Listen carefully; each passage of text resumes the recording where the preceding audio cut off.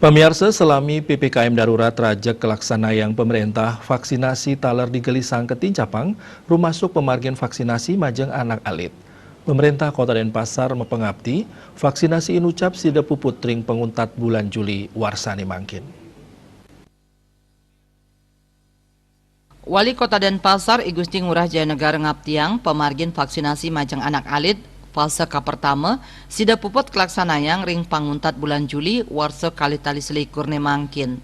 Sajroning manggihin target inucap pacang meperkanti kesarengin pasiankes untuk nyokong program vaksinasi anak punike.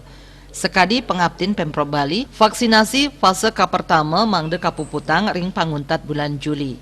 Selanturnyane antuk fase kaping kalih memargi ululikur rahina selanturnyane. Digelis nyane pemargin vaksinasi miwah vaksinasi anake puniki rajak katincapang pemerintah antuk megat pengelola COVID-19 raris perekonomian sida mewali deg-deg tur pengabtin siswa antuk belajar tatap muka sida digelis kepanggih.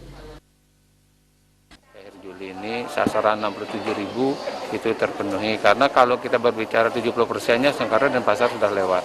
Capaiannya sudah 456.000 dari 453.000. Nah, jadi kita masih bisa fokus lah untuk anak-anak ini. Karena sasaran penduduk yang 70% ini sudah terpenuhi. Untuk siswa baru kelas 1-nya gimana, Pak? Kita lihat umurnya dulu.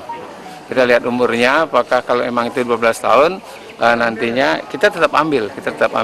Nanti mungkin kita prioritaskan dulu yang benar-benar sudah yang sudah ada di sekolah-sekolah kelas 2 dan kelas 3. Nanti kan ada waktu sampai Juli ini udah mulai pengumuman. Ini nanti kan biar sudah dia lengkap dulu gininya di sekolah baru kita.